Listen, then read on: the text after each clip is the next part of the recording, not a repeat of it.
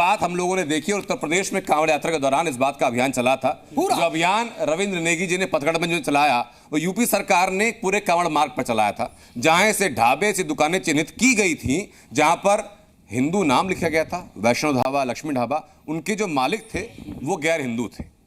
इस बात को आप सही मानते हैं कि भाई जिसका जो नाम करे, जो मन करे वो नाम रखे, या धर्म के हिसाब से नाम रखना जरूरी है? भैया एक बात ये स्पष्ट कीजिए, अगर कोई मुसलमान है तो वो अपने नाम पर ही दुकान का नाम रखे।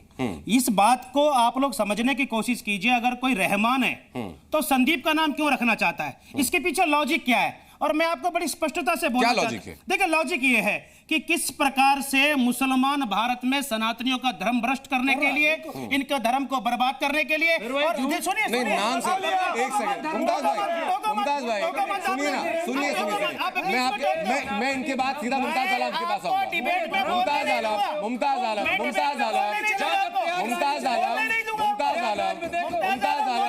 मैं आपके पास आऊंगा तब आप काउंटर कीजिएगा। अपनी बात आप पूरी कीजिए। एक सेकंड मैं आपके पास आऊंगा सर, तब काउंटर कीजिएगा। सच्चाई बोलते हैं तो इनके मिर्ची लग जाती है। नहीं, पर्सनल कमेंट नहीं, मिर्ची लग जाती है लोगों को। एक बात को समझिए, इस भारत में लैंड जिहाद चलता है, इस विदेश के अंदर लव जिहाद के नाम पर चलता है, थूक जिहाद चलता है, और पेशाब जिहाद चलता है। करने वाले कौन, पकड़ने वाले कौन? ये मुसलमान। एक सेकंड अब मैं एक सेकंड महाराज, अब मैं एक सवाल लेकर के निशानंद जी, अलीमुद्दीन जी, एक सेकंड, अनपार्लियामेंट्री लैंग्वेज नहीं सर, अनपार्लियामेंट्री लैंग्वेज नहीं।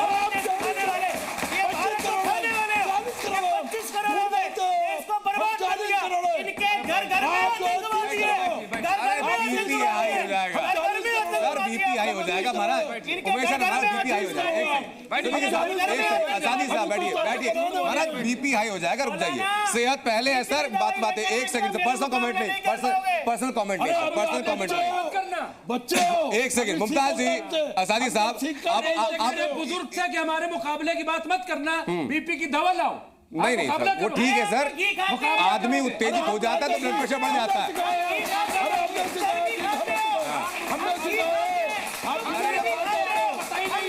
उमेश महाराज सुनिए, सर पर्सनल कमेंट नहीं देखिए, वैसी भाषा बोलिए जो खुद के लिए सुनने में अच्छे लगे।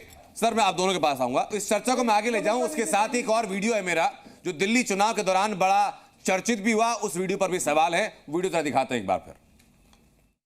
ये देखिए मनीष सिसोदिया उप मुख्यमंत्री, ये देखिए खाली सब कुर्सी टेबल सब ले गए। ये चोर लोग हैं, चोर। इन्होंने इतनी शर्म नहीं लोगों को कि जो दूसरा विधायक बैठेगा वो कहां बैठेगा, पर ये नहीं। ये देखो ये इतने भ्रष्टाचारी है, सारी कुर्सी सारी टेबल गायब कर दी, कुछ नहीं है यहाँ पे, खाली पड़ा हुआ है।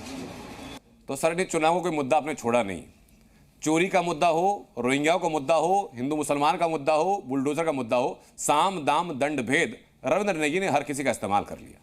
नहीं, जो जिन्होंने शराब की दलाली करी दिल्ली में, भ्रष्टाचार करा चरम सीमा में, 12 साल दिल्ली को ठगा, और जब हारने के बाद भी ये लोग जो सरकारी संपत्ति है उसको भी चोर लेते हैं, तो सोचो आप क्या ये कैसे लोग थे।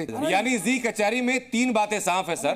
पहली बात तो ये कि रविंद्र सिंह नेगी के विधानसभा क्षेत्र में कम से कम वो सुनिश्चित करेंगे कि जो हिंदू है वो गैर हिंदू नाम न लगाए, जो मुसलमान है वो गैर मुसलमान नाम लगाए। और दूसरा ये कि अवैध कब्जे पर बुलडोजर चलवाने का जो उत्तर प्रदेश से सिलसिला शुरू हुआ, उसकी तस्वीर अब आप पथगढ़ में देखेंगे।